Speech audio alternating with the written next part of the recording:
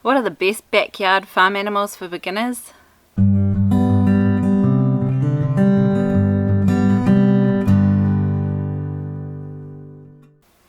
G'day there, I'm Dana from Pewakuka Valley Homestead, and we are talking today about the best farmyard animals that you can keep in your backyard, especially if you happen to be an urban homesteader. Having a homestead as an urban homesteader is completely different to being able to homestead out in the country. Unfortunately, you do tend to be restricted by rules and regulations, and you're kind of stuck with what you can and can't raise that have been set by the powers that be. The very first thing I think anyone should do when they're starting a homestead is to get their vegetable garden in the ground. I think a vegetable garden is the best place to start if you're starting a homestead, because the plants won't mind if you ignore them for a day or two, and it's a really quick way of feeling like you're providing for yourself. And if you're not sure where to start with gardening, I've put together the Homesteader's Guide to Seasonal Gardening, and this particular book will take you from beginning to end exactly what you need to do to set up your first garden, and what you need to plant and when to harvest them, all sorts of lessons. There's even seasonal recipes in there. So if you want to check out this book, I will put a link to it up here or potentially up here. Once you've got your garden down pat and you've got some fruit trees and some nut trees in the ground, often one of the next things people are after is to be able to grow some animals. Being stuck in an urban environment doesn't necessarily change what animals I recommend you get started with as a beginner homesteader. I think one of the first things that any homesteader should attempt to get is chickens. Now, I do understand that not every area lets you have chickens in the city limits, and there are a few places that you can have them, but you have to register them and all sorts of crazy things. But most places will let you have up to 6 hens. Usually no roosters, but up to 6 hens. And 6 hens is actually enough to provide eggs for at least enough for most families. 6 chickens will give you about 5 to 6 eggs most days, especially during the spring and summer, and especially if you get chickens that are well known for their laying qualities. I've got a great link that I will put down below for you about picking what breeds of chickens you might want to get the most amount of eggs out of them. The other thing you can raise in your backyard with chickens is actually get some meat chickens going. So if you get the commercial meat chickens, you can buy them through a hatchery. In America, they're often known as Cornish? No, they're here. Yes, ours are called Cobb, and in America they're called Cornish.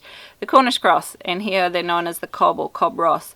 And they are usually a white bird that will grow really, really fast, and for 58 days it usually is from the day you get them to the day you can process them. And that's a really good way of putting the meat onto your table. In less than 2 months, you can raise them in either a chicken tractor or a few different hutches, or you can have them in a stationary coop. And that's a really good way of putting some meat on the table. You don't have to do it through the muddy season, so you're not going to have a big stinky mess. They do provide quite a lot of manure that you can then use in your garden. And chickens in general are a really good way of getting rid of your bugs, your weeds, and a whole lot of your leftover vegetables and the bits of the vegetable that you don't actually eat. They can all go into the chickens, and they will just decimate the whole lot and turn it into great compost for you. If you can't have chickens, or you've decided that you've got chickens and you want something else, meat rabbits is another really great option. Rabbits produce really quickly, so usually a buck and 2 does is enough for the average family to have at least a couple of meals of rabbit every week. A doe will have babies, usually between sort of 6 and 11 babies, and they can have them up to every 4 weeks. Often people will space them out, especially if you're keeping them in cages. We personally kept ours in a colony right up until recently. Now my children have taken over the colony with their own mini-lop production system that they're doing, and that's how they get themselves some pocket money. And so I have recently got back into meat rabbits, and I have got them in cages at the moment, but I have written a book all about keeping meat rabbits in colonies, and if you'd be interested in a more natural approach to raising rabbits, I will link it up here, wherever the link goes.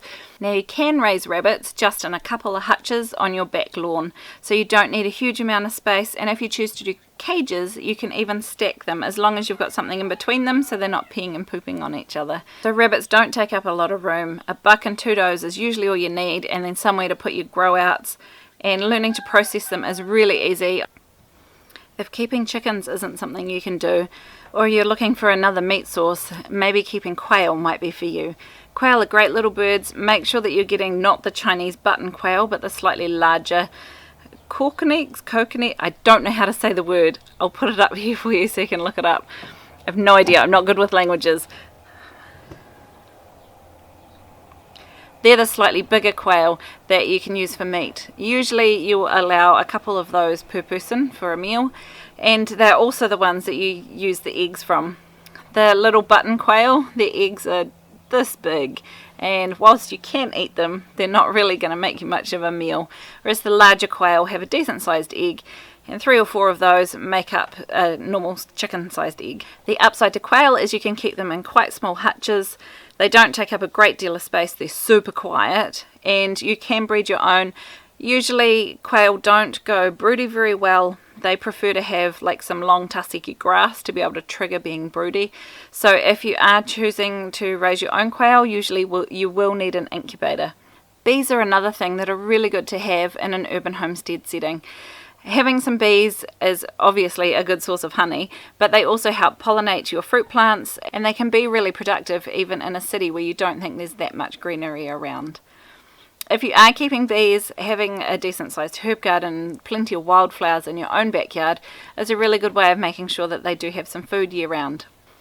Keeping bees is not for the novice. You need to know what you're doing. There's a varroa mite which kills off, unfortunately, large numbers of beehives every year. So if you do want to get into bees, find yourself a bee mentor, or even consider doing a beekeeping course so that you can learn the basics of how to inspect your hives for both varroa mite and American foulbrood.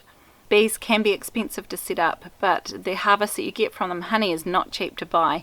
And to know that you've grown that honey yourself and you can use it for all your sweeteners in your baking, and obviously on toast or however you prefer to have honey.